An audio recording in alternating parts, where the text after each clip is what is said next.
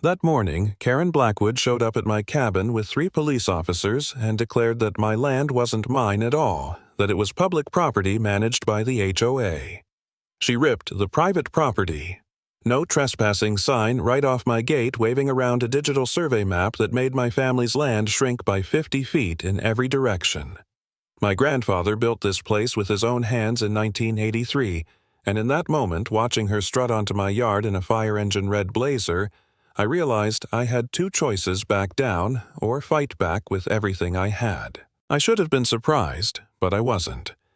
Karen had been circling my property for months, acting like a shark that smelled blood.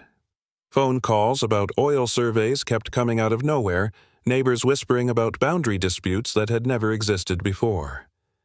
At first I thought it was paranoia, but Karen always knew how to play the long game. That morning, though, she overplayed her hand. She stood there like she owned the place. Blonde hair sprayed so stiff it didn't move in the breeze, clutching her clipboard thick enough to break a wrist. The cops shifted on their feet, uncomfortable but playing along. I sipped my coffee on the deck, trying to keep my hand steady, even though adrenaline was racing through me. My cabin wasn't just wood and stone. It was my grandfather's legacy. And now this woman was trying to erase 40 years of history with a smug smile and a fake map. "Officer," she said, gesturing to the screen on her tablet, "the HOA's survey proves his land ends here.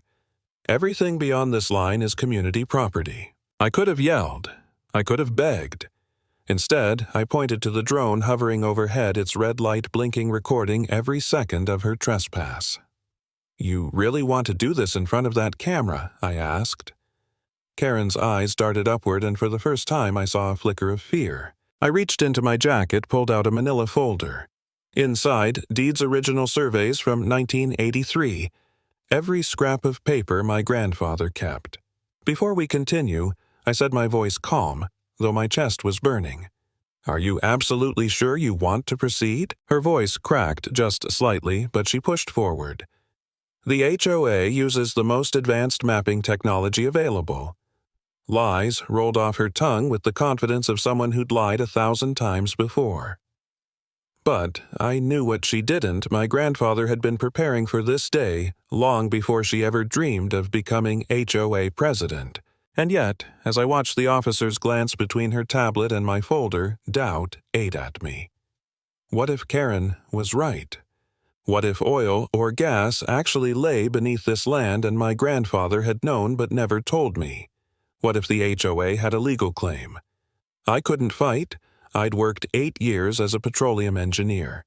I knew how the industry played dirty, how fast lives could be ruined over resource rights. For a moment, just a moment, I thought about giving up, selling, walking away, letting Karen have her way because maybe I wasn't strong enough for this fight. But then I remembered the journal my grandfather left me, the one I'd dismissed as ramblings until now. It contained reports, clippings, and one chilling note. "Someday, a greedy fool will believe there's oil here. When that happens, remember the truth is your best weapon." His handwriting came back to me like a voice from the grave. That was the moment I stopped doubting myself. That was the moment I knew I couldn't surrender. Karen wasn't just bluffing, she was working with someone.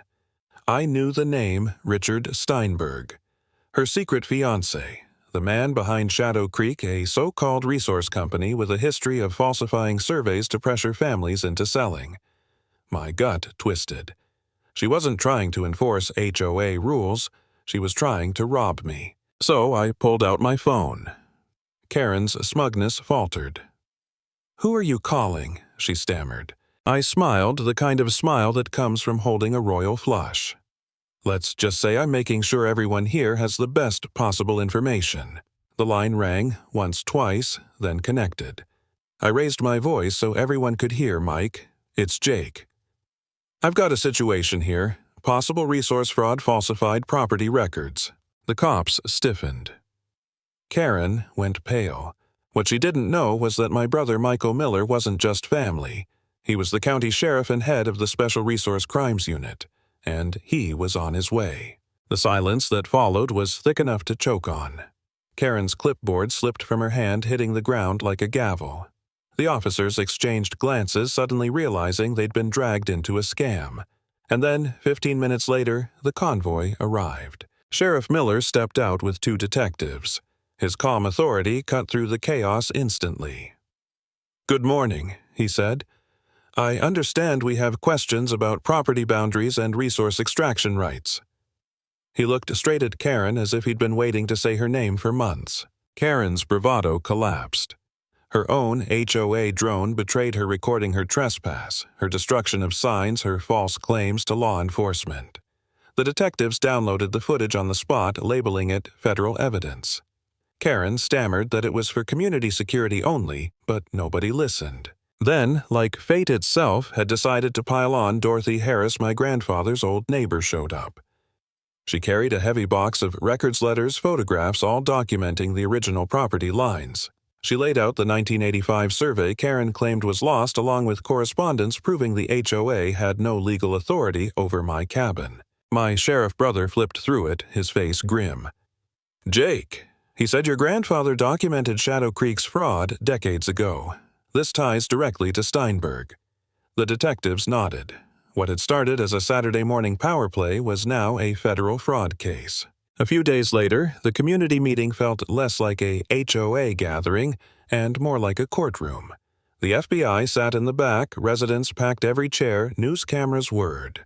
Karen sat at the front, her perfect hair gone limp blazer replaced with a gray suit that looked like it had been slept in. I stood at the podium, my grandfather's papers spread out before me. "Neighbors," I said, "I think you deserve to know why your HOA's financial records show $350,000 in transfers to Shadow Creek Company." Gasps rippled through the room. Karen opened and closed her mouth like a fish, eyes darting everywhere for an escape. Then Dorothy stood. Her voice was sharp, steady. "Karen threatened my family. She told us if we didn't sell to Shadow Creek, we'd face lawsuits for environmental contamination. She told the Johnsons the same. The Williams family, the Parkers. She lied to all of us." The crowd erupted in angry murmurs. Karen tried to protest, but her voice barely rose above a whisper. FBI agents stood now, watching closely. I pulled out one last piece of evidence, a phone loaded with recordings of Karen and Richard discussing bribes to county officials. The room froze. Karen went white as chalk. The FBI stepped forward. An agent read her rights aloud while residents stared in stunned silence. Karen Blackwood, queen of the HOA, was now just another suspect in federal custody. And that's where it ended, not with celebration, not with relief, but with the sharp crack of reality.